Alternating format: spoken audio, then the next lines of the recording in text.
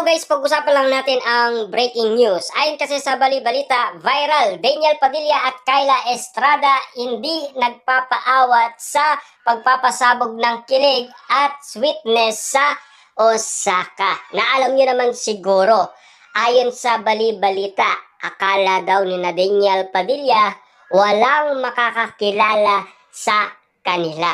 Marami nga naman daw mga Pilipinong nasa Japan. Kaya nga naman kasi spotted na spotted ang mga ayuda moment galing umano sa iba't ibang mga OFW na talagang pinagkaguluhan ang lambingan at sweetness ni na Daniel Padilla at Kyla Estrada. Kaya nga naman kasi ang mga pasabog ni na Daniel Padilla at Kyla Estrada kalat na sa mga bali-balita at sa mga Dilulu fans, lalong-lalo na sa mga netizens, kung bakit nga naman kasi pinagpepestaan at pilit pinag-uusapan ang dalawa sa kanilang relasyon. Subalit, may mga haka-haka pa rin na sinasabi ang iba dahil sa mga memang netizens dahil sa pagpopromote daw ni na Daniel Padilla at Kyla Estrada sa nasabing project nila.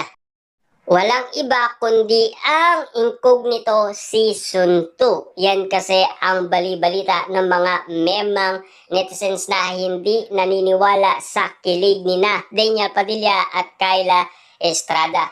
Subalit hanggang ngayon kasi, alam niyo naman ang mga Dilulu fans, dahil sa nakikita nila kina Daniel Padilla at Kyla Estrada, napapag-usapan tuloy ang ganong sitwasyon na inala nila magjowa talaga ang kilos at galawan nila sa isa't isa. Kaya nga naman kasi patindi ng patindi ang mga viral at trending kina Daniel Padilla at Kyla Estrada.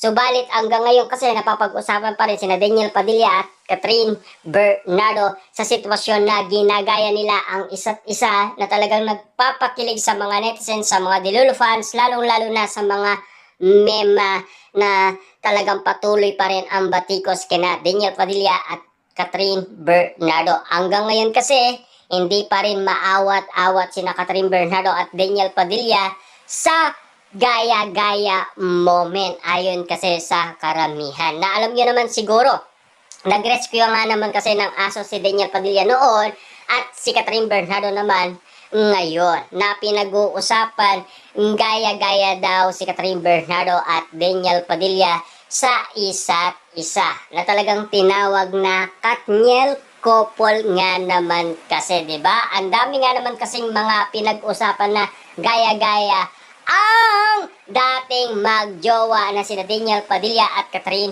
Bernardo. Na alam niyo naman siguro, si Daniel Padilla at Kyla Estrada patuloy pa rin nagpapakilig sa Japan hanggang ngayon kahit na marami na ang nangyayari sa mundo.